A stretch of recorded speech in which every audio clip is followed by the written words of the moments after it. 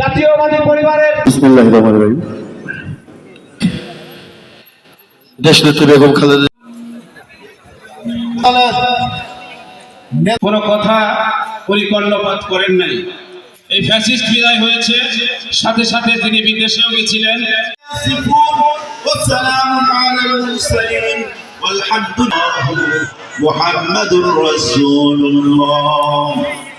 আমাদের মধ্য থেকে বিদায় নিয়ে অন্ধকার গহীন কবরে শায়িত হয়ে গেছেন মাওলা।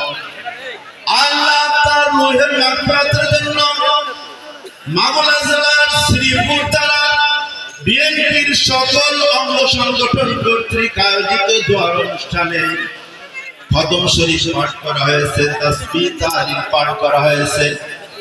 উৎসুক জনতা মহব্বতের খাতিরে বিভিন্ন প্রকার দোয়া কালেমা পাঠ করেছে মাওলা।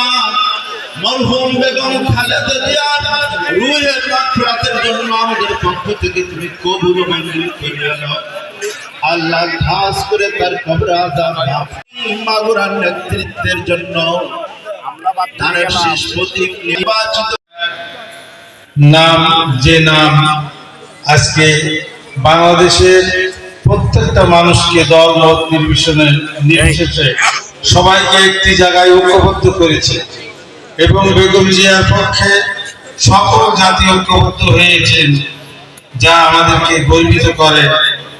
আমরা গর্ববোধ করি, আমরা শহীদ প্রেসিডেন্ট জিয়া রহমানের দল করি, যিনি সম্মুখে যুদ্ধ করেছেন এবং একটি সেক্টর কমান্ডারের দায়িত্ব। আপনাদের সুশৃঙ্খল ভাবে বসে আমাদের নেত্রী, দেশনেত্রী, বাংলাদেশের এক অনন্য নাম বেগম খালেদা জিয়া, যার রূহের মাগফিরাত কামনা করে আমরা দোয়া করব। একটু সুশৃঙ্খলার সাথে বসে আমরা কায়দার বাক্যে তার জন্য দোয়া করি। তার জানাজার প্রমাণ করেছে তিনি কত জনপ্রিয়। এদেশে একবার ইতিহাস সৃষ্টি করেছিল শহীদ প্রেসিডেন্ট জিয়া রহমানের জানাজা, দ্বিতীয়বার ইতিহাস সৃষ্টি করলো বেগম খালেদা জিয়ার জানাজা, আরেকটি জানাজা ইতিহাস সৃষ্টি করেছিল, সেটা আরাফাত রহমান কোকর জানাজা। সেদিন আওয়ামী গোষ্ঠীর কারণে ওরকম ভাবে প্রচার না পেলেও যারা সেই জানাজায় উপস্থিত ছিল তারা জানেন, দেখেছেন, লক্ষ লক্ষ লোকের সমাবেশ সেদিন হয়েছিল। এই পরিবারের প্রতি বাংলাদেশের মানুষের যে অগাধ বিশ্বাস এবং ভালোবাসা, সেইটাকে আমরা ধরে রাখতে চাই, সেইটাকে অটুট রাখতে চাই।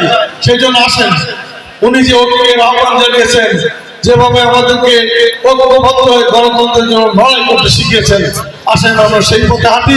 আগামী দিন সবাই ঐক্যবদ্ধভাবে সকল প্রকার কার্যক্রমে অংশগ্রহণ করি। সবাইকে